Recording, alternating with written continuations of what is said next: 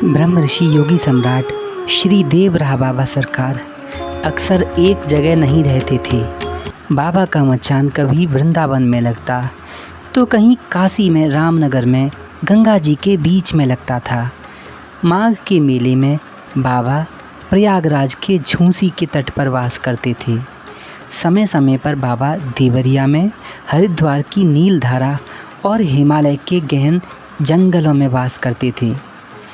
इस बार बाबा जब हिमालय के जंगलों में तपस्यारत थे, एक गुफा में अपनी तपस्या पूरी करने के बाद जब श्री देवराह बाबा गुफा से बाहर निकले तो बाबा ने एक बाघ को बीमार और कमज़ोर हालत में देखा।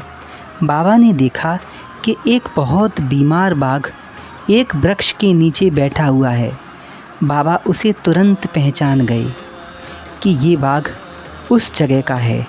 बाबा हमेशा जंगलों में भ्रमण करते रहते थे, एक जगह से दूसरी जगह, यहाँ से वहाँ कहीं भी प्रकट होना उनके लिए बहुत सामान्य बात थी।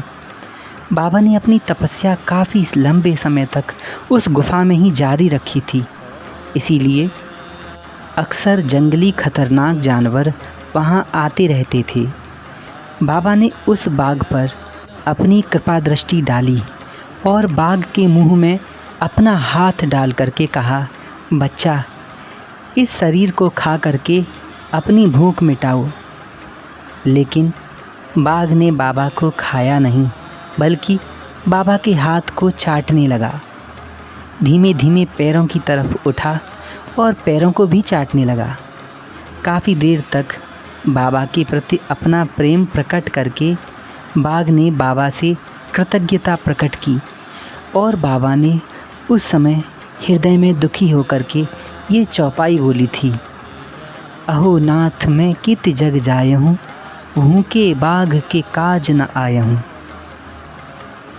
प्यारे मित्रों, ये वही चौपाई है जो भरत जी ने बोली थी जब हनुमान जी संजीवनी लेकर अयोध्या के ऊपर से जा रहे थे तो भरत जी के बाण से वो नीचे गिर पड़े और भरत जी ने कहा था, अहो नाथ मैं कित जग जायहूँ, प्रभु के एकहु काज न आयहूँ। ठीक यही मंत्र बाबा ने हिमालय में उस बाघ के सामने बोला था जब बाबा ने अपना हाथ उसके मुंह में दिया था और उसने बाबा का हाथ खाया नहीं, बल्कि प्रेम से बाबा को चाटने लगा।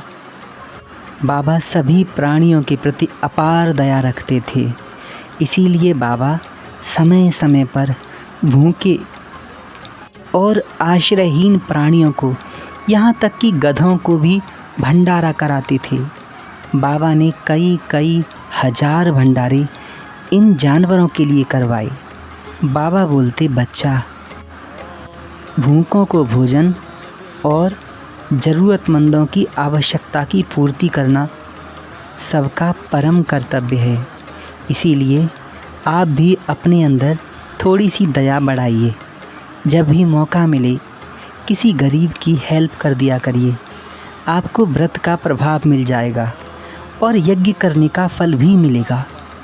श्री देवराह बाबा सरकार की ये सुंदर कथा मैंने काशी के एक संत जो बाबा की सेवा में रहे हैं, श्री चेतन दास महाराज जी, उनके मुख से सुनी थी, जो आपको सुना दी।